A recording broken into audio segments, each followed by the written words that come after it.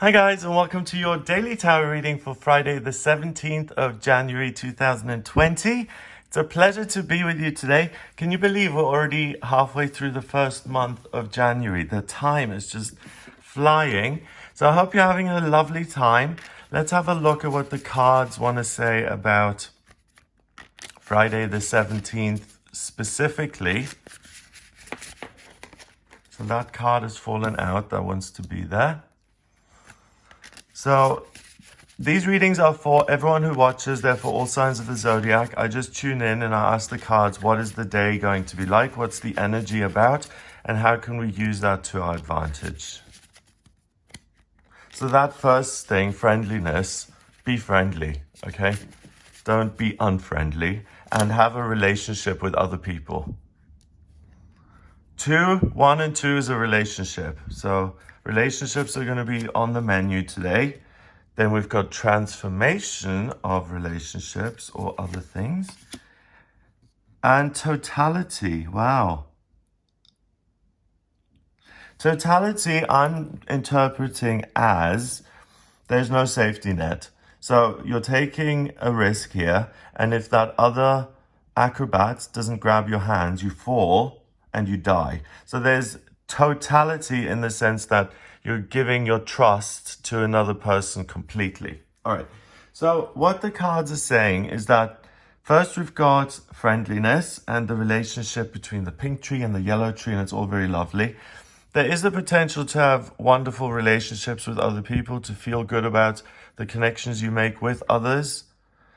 Blue is emotion, feeling. Yellow is happiness. Pink is love and joy. So all of those things are there for you in your relationships today.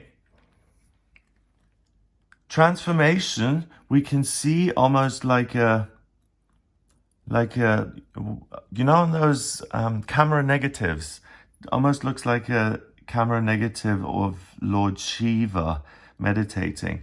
So it's transformation and becoming the goddess or the god that you've always meant to be. That you've always been meant to. Oh, there's a face there, look, as well. So it's through what the card is saying. Do you see the face there? What the card is saying, through meditation and through connecting with yourself. So instead of being friendly with everybody else on an external level, other people, if you are friendly with yourself and you give yourself the time to meditate and to connect with yourself, your inner god or goddess is going to come out and it's going to transform you. The 13th card of the major arcana is death. So that is seen as transformation in this deck, which is much more applicable, really. You are able to see yourself in a new light. You're able to have a relationship with yourself in a new way and completely see yourself differently. And when you see yourself differently, after a while, those changes catch up physically. So it's the way we think about ourselves and see ourselves that we actually become. Finally, totality. It's the Five of Wands is usually conflict and trivial conflict between people. And it's just, there's a bit of anxiety and grumpiness and tension in the air. And people usually just get into little arguments, or they're frustrated, or someone snaps, but it's not seen as this huge big deal. Whereas this, totality, is a big deal. Because if you trust someone and there's an accident and you miss the hands and you die, there's no do-over. So in terms of other people, I wouldn't put my life into someone's hands today. So that means don't let your business manager do all of your finances and just accept that it is the way he says it. Get involved yourself and see what money is actually there. Don't trust your wife to take care of all the finances and you just bring in the paycheck and you can't be bothered with the money. So you just leave your wife to do that. And you don't notice that she's putting 500 in an account every month that you don't even know exists. If you, let's say, if you trust and if you assume that you're going into this contract or this business or this collaboration with other people, and you assume, that is the big word and the big thing not to do today, to assume that other people are going to be there for you, that they're going to help you, that they're going to bail you out if necessary. That's not going to happen. The best way to use the day's energy, I feel, is to be very careful about your relationships, because you can also transform a relationship for the worse. Friendliness, when it's transformed, is rudeness and unfriendliness. So be careful with your relationships, especially, if you set up a relationship on the basis of, I expect this person to come and rescue me every time I have a breakdown, then you're immediately creating a relationship which is uneven, because you're here and you're expecting this other person to constantly be there for you when you have problems, but you don't reciprocate. So when the other person is in difficulty, you don't go and help them. So it's uneven, and uneven relationships like that can go on for a long time. They can go on for decades. But at some point, one of the people realizes, usually the person being taken advantage of, realizes that, hey, actually, this person is just accepting that, or they're just taking me for granted. I save their life here. Like, for instance, if an older friend of yours can't go out of the house anymore, and you have to pick up their prescription, they're kind of putting their life in your hands. Yes, I know I'm exaggerating, but kind of. So you say, oh, no problems, I go past that pharmacy anyway, I'll pick up your prescription for you. And you go drop it off every week, but that action is not taken with, you don't get a thank you, you don't get, oh wow, how nice of you to take care of me so consistently. It's just totally taken advantage of. And today is the kind of day where you see that and you're like, I've been totally friendly to this person and picking up their scripts and their groceries, and I never get anything back, and I'm aware of that today, and I'm going to transform this. So I'm going to put an end to this relationship, for an example, because I am doing all this work, and whenever I show up at the flat and give her the prescription, then I get an earful of how late I am and how bad I am and how bad the world is, and it just drags me down. So, for example, I'm not going to do that relationship anymore. The best friend you're going to have today is yourself. That's how you can transform the way you see yourself. What I'm saying about don't make the stakes so high is, if you expect someone to save your life, you're immediately creating a relationship that's tense, because the other person has to then do something heroic just to meet your needs. But if you have a relationship where it's just a meeting of equals, then you can enjoy those and be friendly. Just be careful with those today, that you don't say the wrong thing, or that you're not overly self-involved and that other people might think that it's that imbalance. I'm always friendly, they're never friendly. You may get something like that you're either accused of it or that you notice it in other people, and it's really likely that you're going to make a change about it.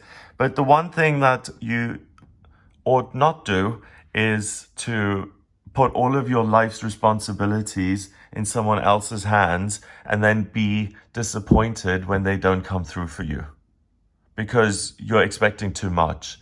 So don't expect the world from other people today. Don't expect everyone to hand things to you on a silver platter. The best way to use the day's energy is to find a way to trust yourself and to become or to transform into the being that the higher realms and that the universe want you to become. The joke is, life happens while we're planning, or something like that. We make plans for our lives, and then in the meantime, we actually get these lives that have nothing to do with our plans. And the universe has the most amazing plans in store for you. That's why I always go on about meditation. My best thinking doesn't get me to marvelous, spectacular places, but when I let go of my thinking and I allow the universe to transform me into what it wants, then I'm able to connect with people. I'm able to have faith in myself and in other people. And the thing is, if you have faith in yourself and you have faith in this higher self, this disembodied version of yourself, which exists in some spiritual place or in another dimension, as soon as you realize that you're more than just a body, you don't put so much pressure on your relationships because you get a lot of the love from yourself that up until now you've been asking for from other people. So if you're super needy and you don't say thank you and you just expect that, well, these are my friends. They're supposed to help me out all the time. That's actually wrong today. If you're that person, you might get a rude awakening today because someone might say, hey, actually, do you know what? My entire existence is not built around serving you. And you would be like, oh, I'm sorry. I didn't know you felt taken advantage of. So it's that kind of energy. The best way to do this is to learn how to trust yourself more and to engage in friendly, positive relationships that don't really need transforming because you're satisfied with them. And what I would focus on the most is learning how to transform into the person or the spiritual being that the universe wants me to be, so that I can have better relationships and that I can be connected with other people without these huge gaps in vibration when it comes to the relationship. By transforming myself, I'm able to raise my own vibration so that I'm with someone and I'm with other people who, of course, are going to take my hands and catch me. And the totality is that when I trust myself completely and utterly, it becomes much easier to trust other people because you see the divine in yourself. You start to see the divine in other people. Namaste. That's what Namaste is all about. So, number-wise, we have 13 and 2 is 15 and 5 is 20. 20 reduces to 2 in numerology and it comes back to this. 1 and 2 is a relationship. So the relationships today are spotlights, front and center stage. Don't get into arguments. If it feels wrong, immediately back out. It's better to bail on someone and take a rain check than go into a relationship situation that's iffy to begin with, because there's a potential for it to transform for the worse. The best way to use the relationship energy is to have that relationship with yourself, the person that you see yourself becoming, and engage in relationships that are positive and friendly. And most of the relationships you ought to have in your life ought to be friendly, positive, loving relationships. Because if you're just around people who drag you down and who are always complaining and always negative, you can't do that because it drags you down with them. And that's why when you're positive and when you're self-sufficient, that's when you attract other people, because they start to see your light and they're like, wow, look, there's a positive person. I want to be with positive people as well. Because we all want to be around positive people, right? We don't want to hear about, oh yes, and then this happened and my poor back and I had to change the mattress. I know we all have to do these things, and yes, sometimes it's dreary, but focus on the good stuff and surround yourself with people who also focus on the good stuff and who have fun despite the banalities of life.